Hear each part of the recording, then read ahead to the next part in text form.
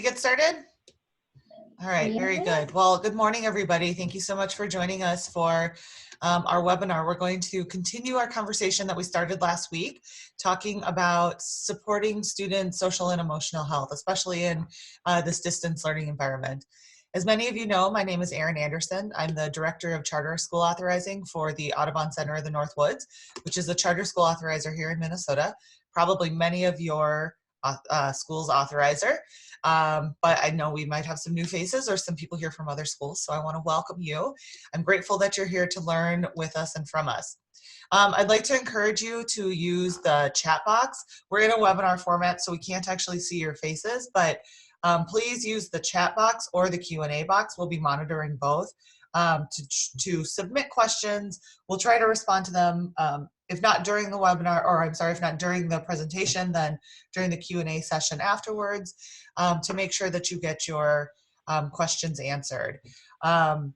We really want this to be responsive and useful to you, and we're looking forward to hearing what it is that you're grappling with and how we can help support you in tackling some of those challenges. So I'm going to throw it to my colleague, Nalani McCutcheon, who's the Associate Director of Charter Authorizing at Audubon, and she's going to introduce our guest today. Thanks, Erin. I am really thrilled to have these two presenters with us today. As many of you know, I was a former executive director of a charter school before coming to Audubon.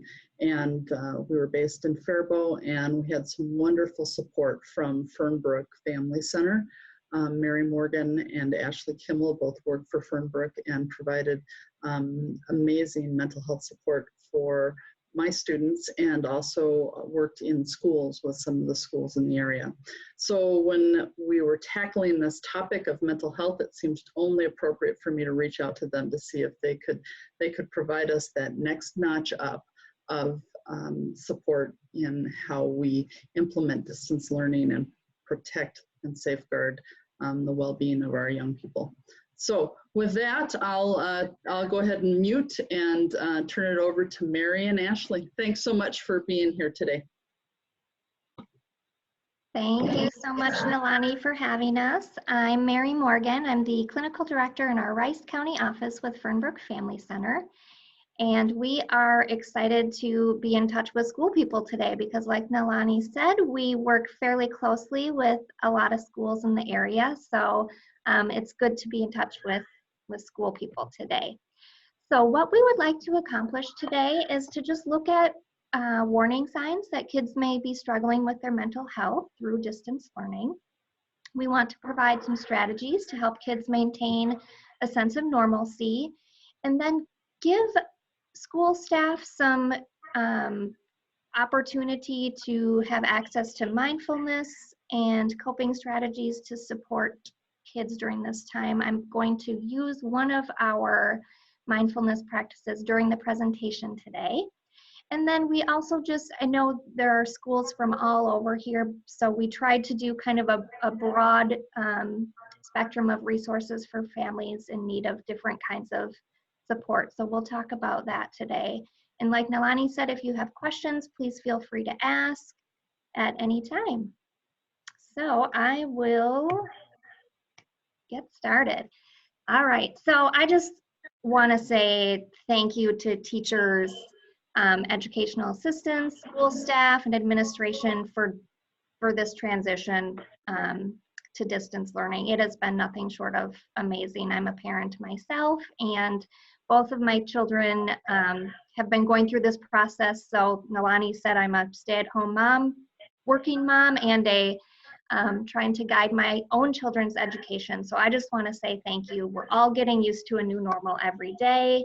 At Fernbrook, we often talk about, we assume that everybody is doing the best that they can, and I truly believe that about teachers, about parents, about kids. So I just want to say again, thank you, and to be gentle with yourself, because I know in our school district, they have been wonderful about just everybody taking care of themselves, and we really appreciate that. So I really felt like I had to include this very important quote from Twitter. from Shonda Rhimes, The Brain Behind Grey's Anatomy. And it says, been homeschooling a 6 and 8-year-old for 1 hour and 11 minutes. Teachers deserve to make $1 billion a year or a week. So I think it's hard to argue with that after we've all come to understand how much work goes into educating our children. So I really thought that was kind of a funny post. So, all right, let's dive in here. I think Ashley's going to take over from me. Yeah, so as we're kind of moving into distance learning and just kind of our new normal, there's some things that we can pay attention to in students and just kids in general to make sure that they are doing well or, doing the best they can. And I think it's important to pay particular attention to students who, have anxiety, who have a history of depression or suicidal ideation, students who have learning and attention disorders. It may be particularly hard for them to pay attention for, long periods of time on technology.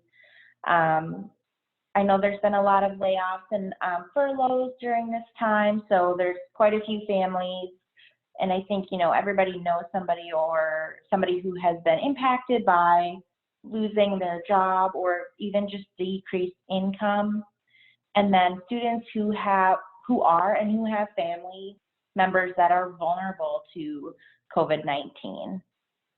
And then I think it's also important to recognize students who, whose parents are first responders or are essential workers, and they are exposed, and they're, maybe being isolated from their family members throughout the day, or, when they get home. It's kind of adjusting to that new sense of normal and that transition.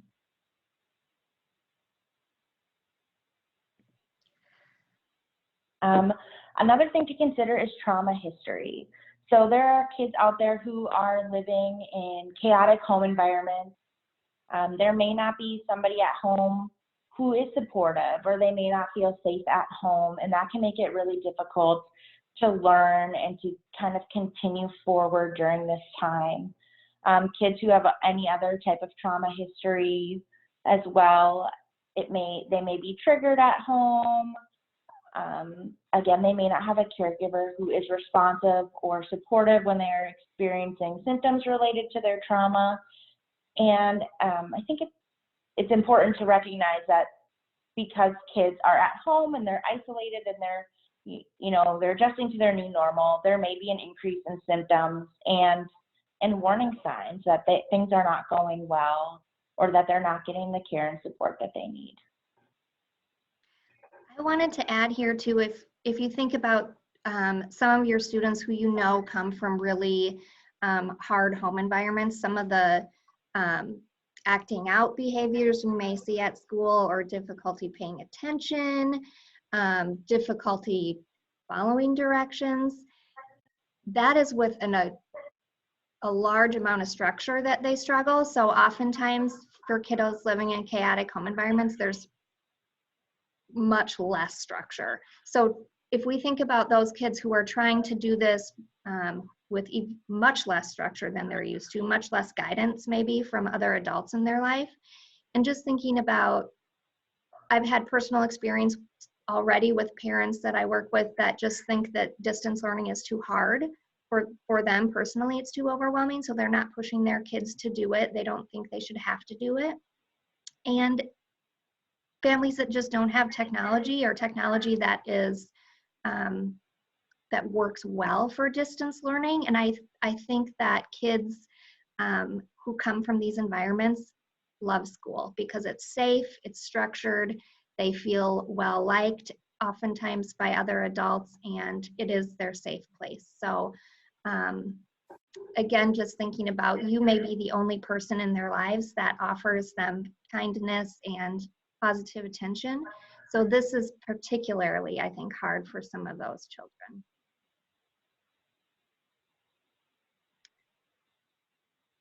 And so, here are some of the warning signs. It's broken up by age. I'm not going to read them all, but, you know, they present differently depending on the age of the student. So, you know, with a preschooler, you might kind of see some regression in behaviors, you know, fear of being alone, that separation anxiety, increased behaviors, wanting to be close to an adult or a caregiver. You might see changes in appetite and loss of bladder and bowel control. And on the right there, there's some interventions on how to help. So providing reassurance, verbal and physical, kind of that co-regulation piece. Encourage expression through play and reenactment and storytelling. For children that are preschool age, that's typically a way for them to process what is going on, and they kind of show you what's happening if they're not able to articulate it. And encourage parents to maintain regular routines. I think that is going to be extremely beneficial during this time. Just maintaining routines to the best of everyone's ability. I would like to add to where Ashley talked about how younger kids oftentimes work through difficult things through play and through storytelling. So if you can add to the story, if you're having a class meeting, how you personally have, or how our community is working through this, that there's been difficulties and changes, and there has been problem solving that has happened and growth that has happened, that we can kind of improve the narrative to include the positive aspects of what comes out on the other end. That makes sense. And then for school age, kind of that middle school time, it's going to be very similar. You'll see a lot of more irritability, more behavioral concerns, and you might even see some of that clinging to caregivers. Most symptoms at this age tend to manifest physically. Headaches, stomach aches can be a huge symptom of anxiety. And at this age, peer relationships are becoming more and more important. And so moving to distance learning can be difficult because they're being isolated from their peers. But when things aren't going well, they will further withdraw, kind of want to be by themselves, and just not engaging in activities that they would normally do for hobbies or for fun. If there are multiple kids in the household and, you know, everybody might be fighting for parents' attention. And like Mary had said earlier, parents are, you know, working or being, providing education at home. And so there might just be a lot of competition for wanting that attention and wanting that regulation from a caregiver. And then there might be forgetfulness about, you know, chores and new information learned at school. It might seem like they're, you know, not paying attention or not willing to learn, but it may just be that they are dysregulated and don't have the ability or the capability to learn new information at this time. And so things that we can encourage students to do are to stay in touch with their friends through, you know, telephone and the internet. Kids have a million different ways to stay connected these days. Encouraging regular exercise and stretching, being outside as much as possible, and talking with them about what's been going on, you know, at an age-appropriate level, letting them know what's happening and giving them enough information so that they feel safe and secure in their environment, but not that we're giving them too much information that we're causing more anxiety. Continuing to express emotions and behaviors through play. And this might look a little different. This might be, you know, outside play or group activities, board games, things like that. And then again, maintaining routines is going to be huge. That'll be a common theme throughout this. Routines may look a little different, but the more that they stay consistent, the more predictable an environment, a chaotic environment may be for students. Right, thank you, Ashley. And I think as we get to this middle school age, I think kids have a lot of different sources of information. Whereas with younger kids, they're maybe hearing it through parents or family members or media that their parents are taking in. But as they get to that middle school age and older, as we'll talk about next, they really get a lot of different sources of information from different areas, which can, I think, fuel anxiety for people where they're maybe getting misinformation about the dangers or how COVID spreads. So I think encouraging them to limit, if need be, the amount of information they're seeking. So we will move on to older kiddos.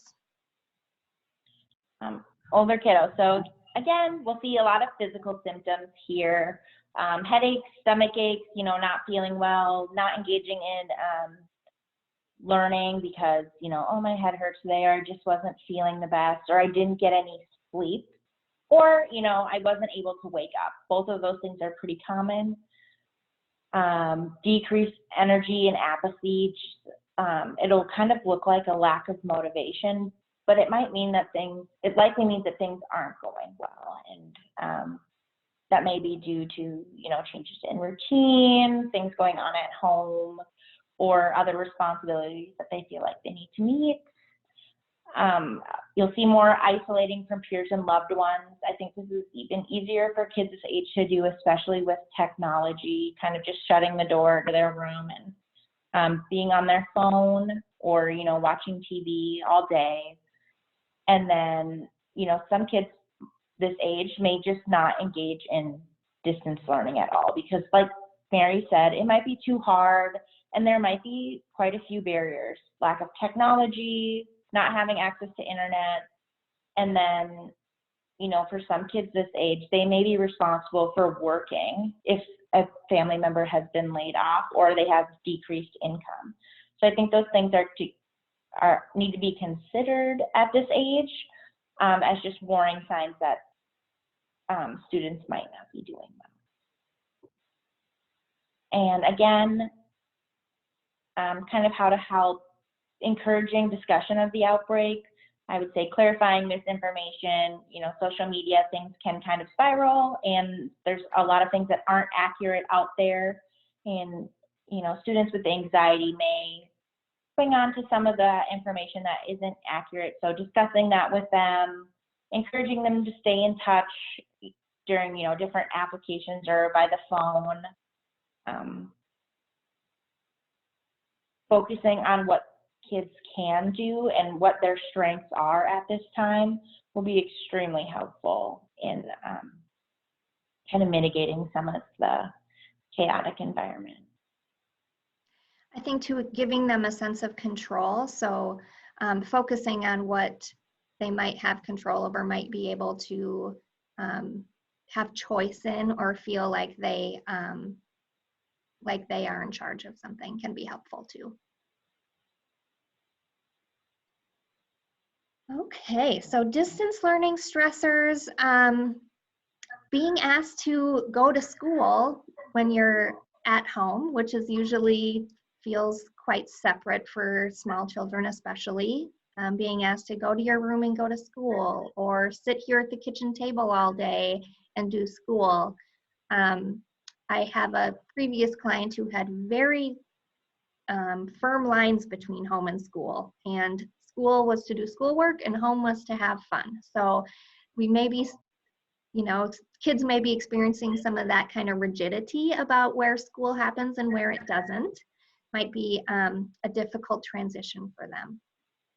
If we think about the lack of structure, I love seeing how elementary schools in particular structure their day, because it is a constant change of activities with preparation for transitioning to the next. And to me, it's amazing. So for kids to have all of those cues that reading is coming up and next we're going to go to Phi Ed, that helps kids transition. So when we have a lack of that structure, that can be really hard for kids to to kind of know what's coming and know what to expect.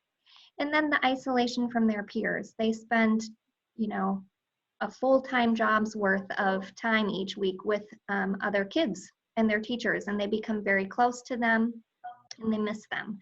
I have absolutely loved hearing that some teachers and districts are using classroom meetings where kids get to log in and see each other and have a classroom discussion. I think that has been really helpful for kids. And then just learning new technology platforms, which we probably all are going to come out of this more well-versed in different technology. But for parents and for students who maybe aren't provided a lot of technology at home, it can be pretty stressful for them. And then just the amount of increased screen time. When we think about school, typically is face-to-face interactions, and especially at a younger age, I think there's less screen time during the day. So that added screen time seems to be tiring for people, even for adults. We have talked to a lot of adults who say being on video conferences all day is exhausting, a different kind of exhausting, but it's still tiring. So just being aware of those stressors, and then on top of potentially not having enough food to eat, not knowing if mom and dad are going to keep their job, not feeling supported in school, that can be really, really difficult.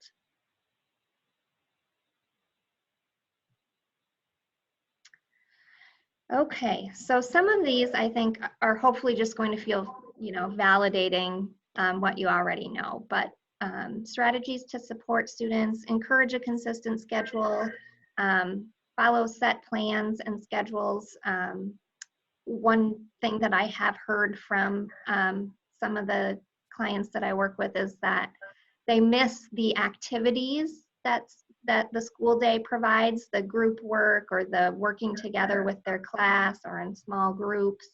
They miss that part of the day. So if we can have plans and schedules for them, or if there are other kids they can work with,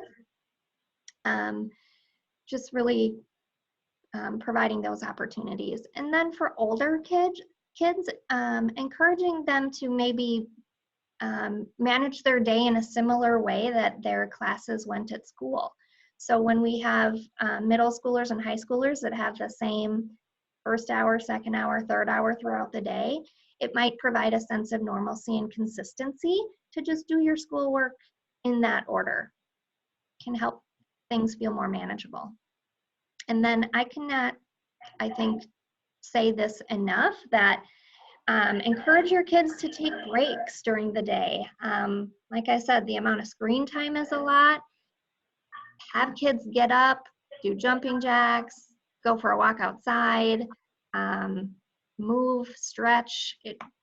It helps people's brains just kind of re-regulate. So I don't know that my kids have appreciated this, but I make them kind of take a recess every day and around lunchtime and go outside if we can and just kind of burn off some energy. But short amounts of work is okay, I think.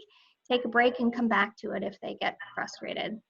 And just normalizing that it's stressful and it's hard to sit at your table or your desk and do worksheets or do IXLs during the day. So just really providing praise for what they do accomplish. And another thing I've really appreciated, it seems like the school district that I live in, they have really said, you know, take your time with your work and do what you can. And they've been really quite flexible with parents and teachers.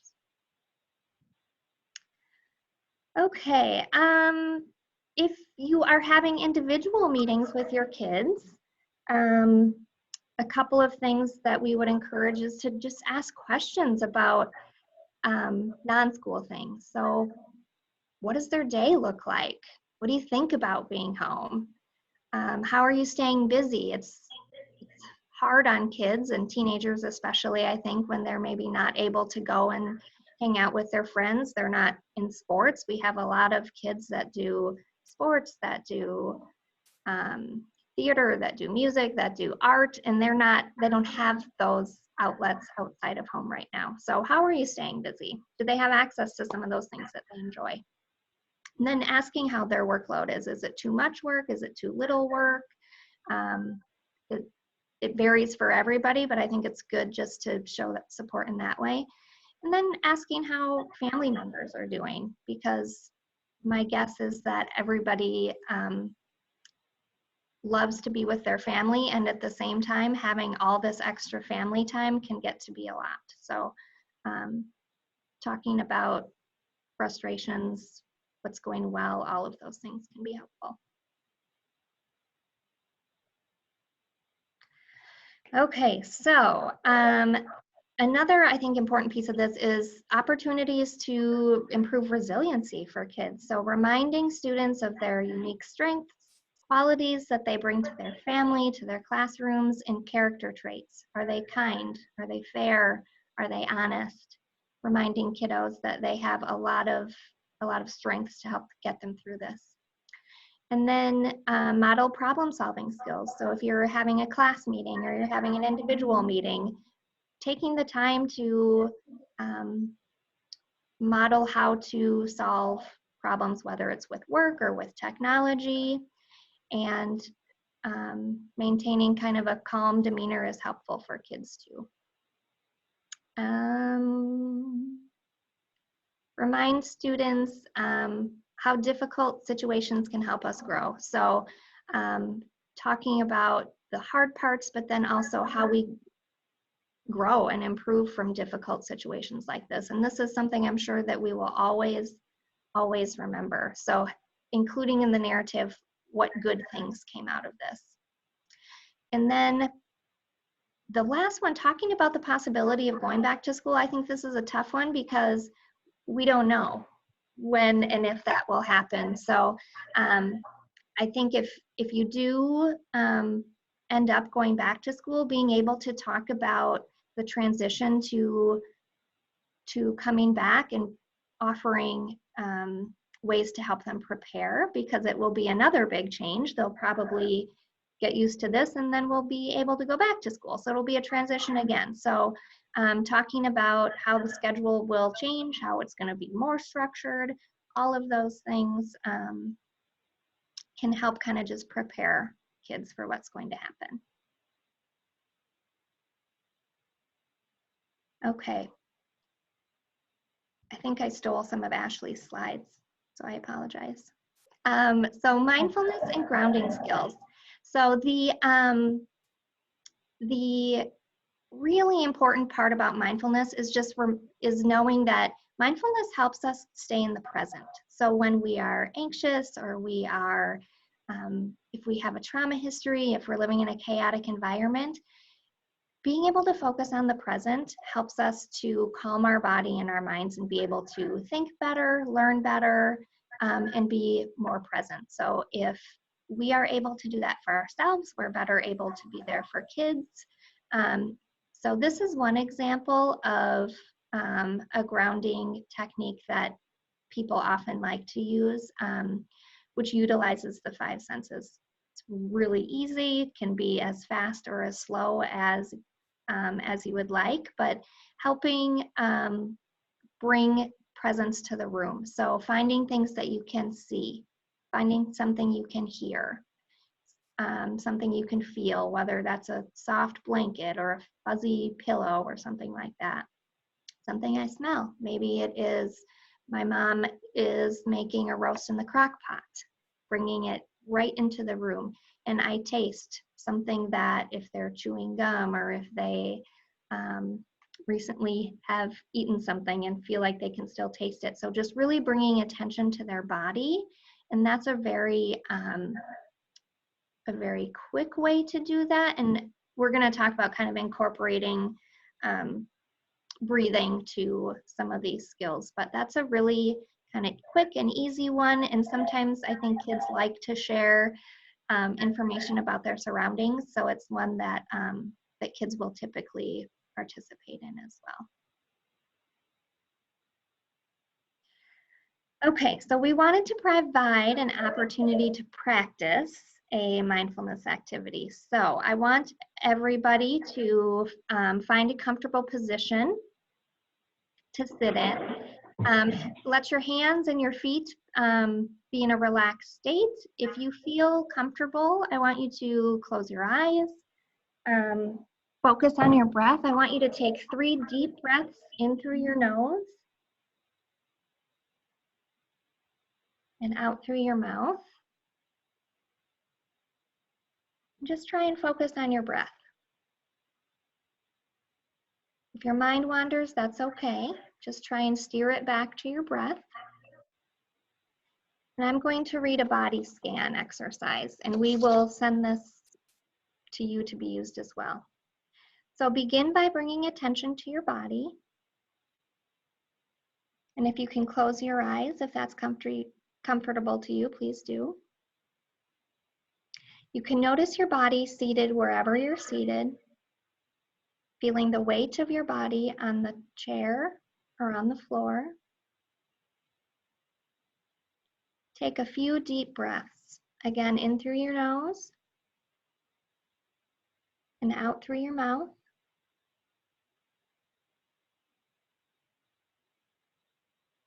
And as you take a deep breath, bringing in more oxygen and enlivening your body, and as you exhale, have a sense of relaxing more deeply. You can notice your feet on the floor. Notice the sensations of your feet touching the floor, the weight and pressure, vibration or warmth.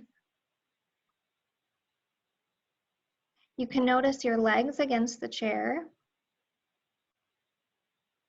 Maybe there's pressure, maybe there's pulsing. Notice if it feels heavy or light. Notice your back against the chair. Bring your attention into your stomach area. Notice if your stomach is tense or tight, and let it soften.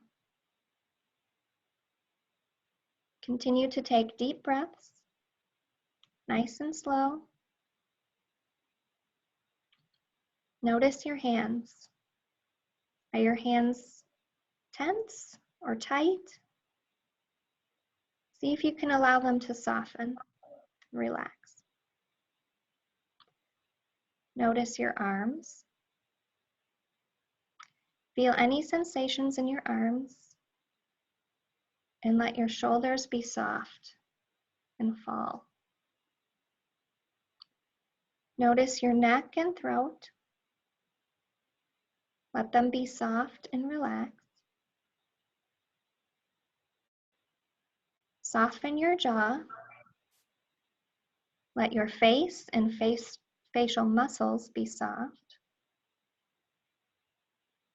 And notice your whole body present. Take one more breath.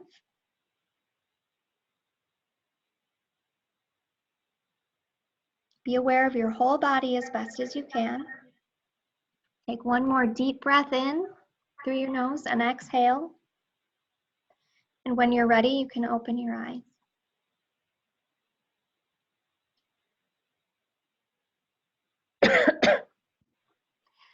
So that is a short body scan that is super easy to use. I think it's short enough where we can keep kids focused and engaged and yet provide a sense of relaxation and regulation. So we'll send that out to you guys to use. Okay, Ashley, you want to take this slide? Yeah, so mindfulness and grounding skills. I think these are great tools to use. You can use them in person, in the classroom, and over, Zoom meetings or things like that.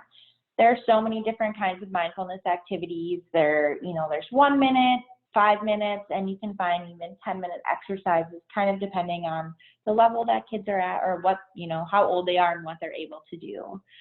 And one way that we can do that as providers and teachers is modeling being calm during meetings and, modeling calm voices and calm bodies so that they have something to look at and kind of reflect that back to you.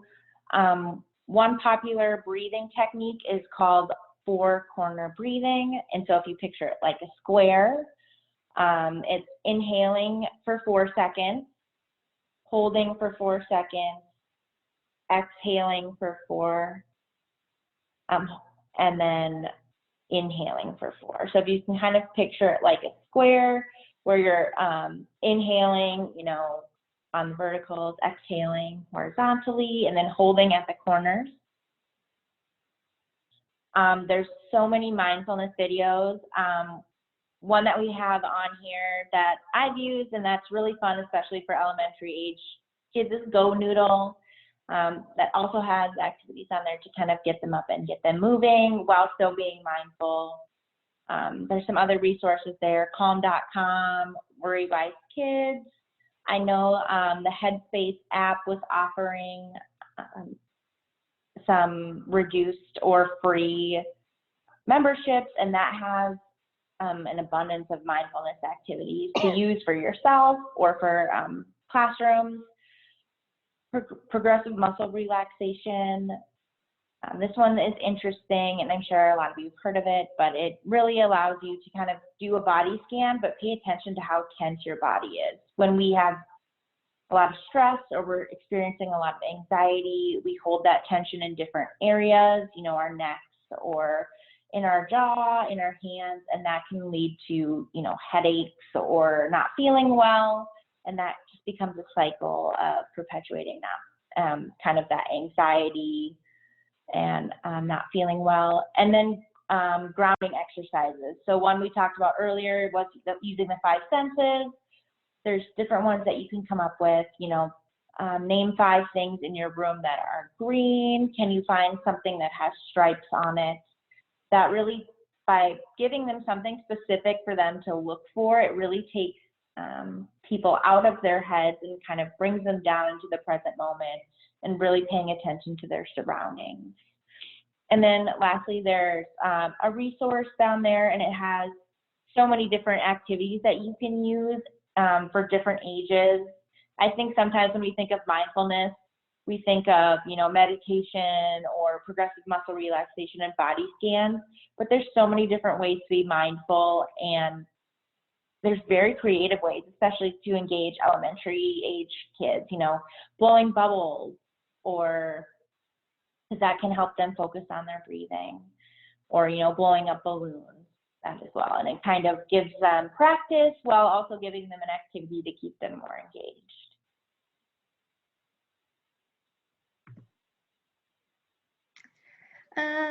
This is another mindfulness practice. I wasn't anticipating doing the exercise right now. I just wanted to include it. It is a very short one that allows you to focus on your breath and kind of bring you to the present moment. So it's really short and quick. Another idea that I wanted to offer too is a lot of people have smart watches, and I know for instance, the Apple Watch, there's a breathing app that you can set to your watch face and you can use to practice deep breathing throughout the day, and it kind of pulsates on your wrist to inhale and then exhale, and that's a really great app to have as well. Nobody needs to know that you're doing it. You can do it as often or as little as you want. Okay, Ashley? Yeah, so we just wanted to provide kind of a variety of resources for students and their families if they are struggling. Continue to utilize your school social workers.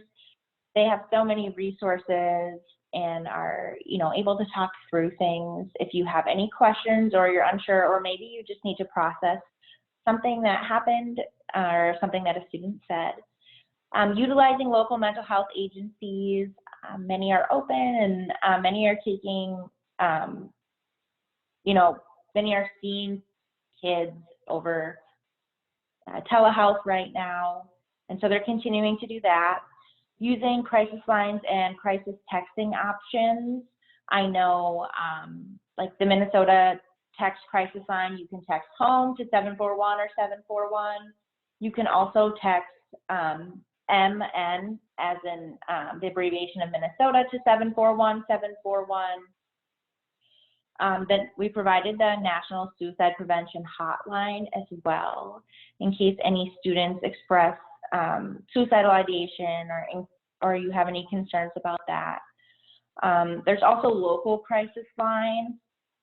We didn't want to put any specific ones here, but they're easily available on the internet if you just look up local crisis text lines. And then we also wanted to provide some information about other stressors that students may be experiencing, whether it's not having food or shelter. Looking on county-specific websites, I have found has been the most helpful. You know, if you just type in the county and type in COVID-19 resources, most county pages just have lists of different resources that, you know, go by by categories: domestic violence, crisis, what to do if you're sick, and then where to find shelter if homelessness is a concern. And then I included one application that I found that I thought was super interesting. I know a lot of schools and districts are providing free meals for students and families. It's the free meals for kids application. It's available on Androids and iPhones, and it's completely free, but families can download it and it will show them the nearest resources for free meals for kids 18 or younger. So that's pretty cool. It makes it available and it's easily accessible if that is a concern. I would also just really like to highlight, we may come across parents that are struggling with their own mental health as well. So it might be the child that you are in contact with, but realizing that parents may be struggling with their mental health.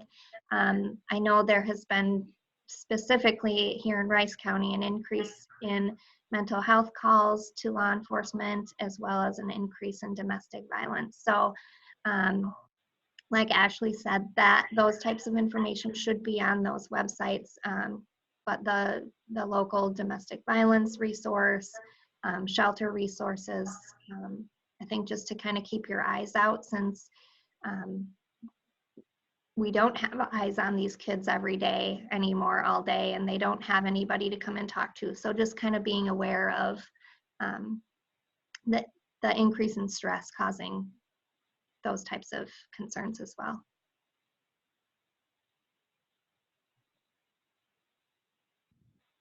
And then I also wanted to include some resources for coping skills. I know coping skills is something we talk about a lot, and everybody, when you think of coping skills, can probably name 5 off the top of their head. Some coping skills, you know, are more difficult to engage students in over video chat. So I wanted to include some different ways to access coping skills, coping skills that might look a little different than traditional coping skills. And so one that I've learned about and have used myself in my practice is changetochill.org.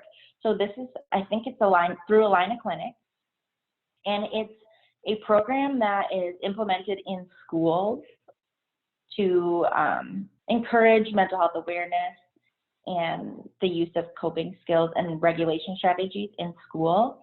But if you go to this website, it has so many different activities and videos for kids to use to help regulate themselves or to monitor their stress level. There's a stress test that they can take, and then it leads them to different activities they can try to reduce their stress. It also has videos to teach them what mindfulness is, and has audio recordings of different meditations.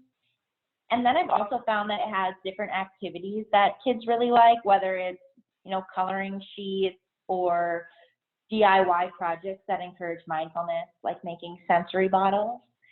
And sometimes I just give this website to kids and they can look around and kind of find what they like and what they don't like, but it gives them an opportunity to practice these different skills or to access them on their own. Very Well Family, so this is a website.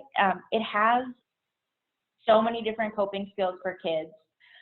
What I really like about this website is that they are broken down into different types of coping skills, such as emotion focused or problem focused. I know when we talked about resiliency earlier, we talked about problem solving, but this really breaks it down and it gives so many different types of coping skills. They aren't what we would consider, maybe traditional. Again, it's going to include things like blowing bubbles and just different creative activities for kids to use if they struggle, with sitting still, deep breathing, and practicing mindfulness. And I like to look up different coping skills quite often just for variety, and one thing might not work for everybody. And so I like to give kids so many different options of what will work for them and what they like to use. We don't want using a coping skill to kind of have a negative connotation behind it. So if we can find ones that they like and ones that are entertaining for them, they're a lot more likely to use them. And then this website at the bottom is the Mental Health Delta Division. This website has interactive games for kids to explore their mental health, or to just explore what mental health is and what different symptoms may look like. And so it's broken up by, different symptoms, so anxiety, feelings of depression. But for example, if you click on the anxiety one, it gives you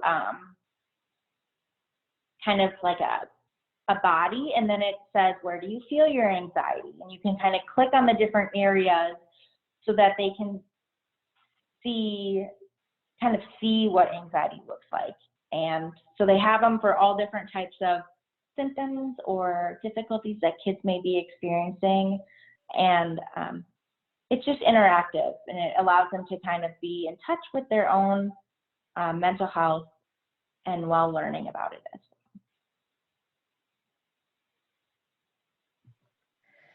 well. Okay, so that brings us to the end of our presentation. Thank you again for being here, and I'm happy if you have questions. Ashley and I will do our best to answer them. Hey, Mary and Ashley, thank you so much for that. So again, I just want to remind participants that they can either use the Zoom chat or the Q&A box, or they're welcome to raise their hands and we can turn it on. If you have something that would take too long for you to type out and you just want to share it with the presenters, we can also click on you so that you can talk. But while we are waiting for some questions to come in, I had actually put this out there on Twitter last night to try and get some questions about what educators were thinking about. So I thought I'd get the ball rolling with some of those. Although I do want to hit on something someone said in our chat. Someone commented, for my 17-year-old, he misses working. We had him stop and now second guessing it. He works at a restaurant that is open for takeout. So I'm curious about what your thoughts are around, kind of balancing this idea of safety with the structure and the interaction and the responsibility and everything else, motivation that comes along with working. Can you share? That's a really great question. I think it really needs to be determined by what you feel safe and comfortable with. If your child is working in a place that certainly follows the social distancing guidelines and is utilizing good health practices, if it's more hurtful for your child to not be doing that, if you can stay safe and do it, I think that is something that would provide some of that kind of normalcy and consistency to their schedule. Great, thanks. One of the questions that I got that I thought was really interesting, because I know it's a conversation that a lot of our schools oh, wait, we got one in the chat. I want to prioritize those. Ashley, what is that website with the interactive mental health games again? It's the Mental Health Delta Division. Great. So if you just type that in, and if you type in interactive games after it, it will pop right up. Cool. Okay, so I know one of the questions that our schools have really been grappling with is maltreatment and abuse, and just how do you identify it in sort of this environment from a distance learning? But specific to the conversation that we had today, how do you differentiate between signs of abuse and neglect versus COVID-induced anxiety, depression, withdrawal, that kind of stuff? I mean, I think it can be really hard to know, is this coming from, is this situational? You know, what's the cause? Do you have any insight on that? How to differentiate between, you know, when do we need to make a mandated report and when do we need to provide mental health support without the mandated report? Ashley, do you want to take that one? I'm sure. I think that is really difficult. And I know that's something that we talked about, you know, here, as well as how, if you're only seeing, you know, kids from here up most of the time. And I mean, it's a very good question. And I think that it's important to ask questions. And I know there's an appropriate way to ask questions, you know, maybe not, maybe more in a one-on-one setting, but being curious and asking them questions and making sure that you're asking more direct questions if you are concerned, so that you can identify those concerns. I know that it can feel uncomfortable and it can be tricky to ask those direct questions, but if you know, if you have an instinct that something, you know, is crossing the line into that maltreatment and abuse, checking in with your students individually and asking those questions, and, you know, making sure that they have food or making sure that they feel safe at home. Do you have anything to add to that, Mary? I would say I think we all have probably had children or families that are on our radar for kids that we suspect are being verbally or emotionally abused, or have a history of physical abuse, or history of being placed in foster care. So I think those are families that we should give extra attention to, and then determining if it's, you know, specific to COVID-19 stress. I would think if you see kind of a bigger change in some students that you maybe normally see as being fairly, you know, successful in school and able to follow directions, if there is change in behavior or, you know, sleeping habits or ability to complete schoolwork, that might, to me, signal more of kind of an adjustment type of concern. But I think that comes down to knowing your kids and your families, and I think that teachers do. So like Ashley said, following your gut, and if you have concerns, making that phone call to child protection, because they can always determine what should be done and if they need to go check on a family. Great, thank you. Another question that I got is that I think for everybody right now, and some families in particular, there are just a lot of stressors right now and a lot of competing priorities, especially if you are have unstable housing, or you've lost your job, or you've got someone who's sick, or you're a first responder, all of these things. And it can sometimes feel, what I gathered was that sometimes child mental health care is not the top priority. So can you provide some language that educators could use in communicating with families to really encourage them to pursue mental health care for their children, or if you see that there's something that needs additional help beyond what a teacher or a social worker or a special ed teacher or counselor might be able to provide in the classroom? Sure. I think if I'm understanding your question correctly, I think this is kind of an ongoing challenge even outside of the current state that we're living in, that for some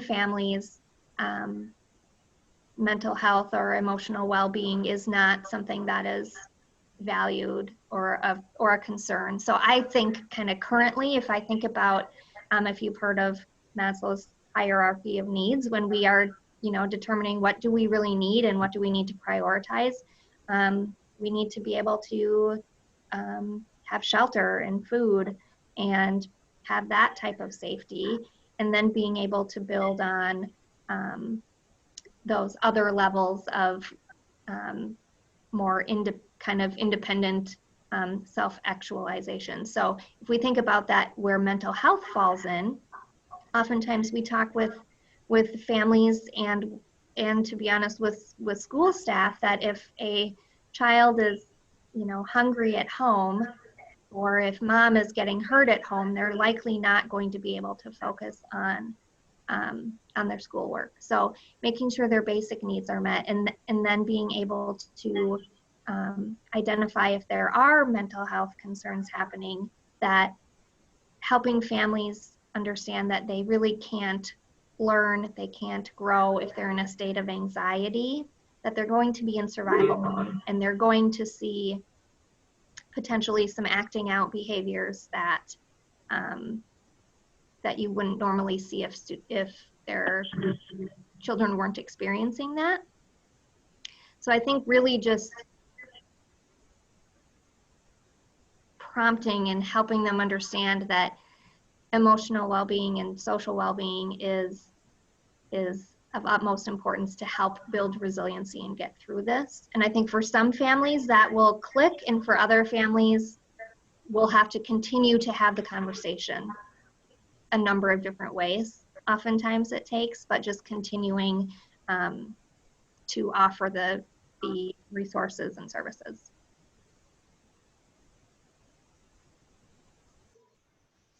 Well, it's just about 9 o'clock, so I think we have to wrap up. Thank you so much for sharing your knowledge and your expertise and your time with us this morning. This was super helpful. I really appreciated your specific examples and things that we can put into practice right away, even as teachers are interacting with students today. It's incredibly helpful to have that kind of tools for the toolkit. So I'm grateful that you were able to come here and share those with us today. Thank you so much for joining us. Participants who are still on, our plan is to share out this webinar, our notes, as well as the slide deck, if the presenters will allow us to share that. Thank you very much. And look for that in your inbox in the next couple of days. Thank you so much for joining us, presenters, as well as panelists, and we'll see you again soon. Thanks for all the work that you're doing. Thank you for having us. Thank you.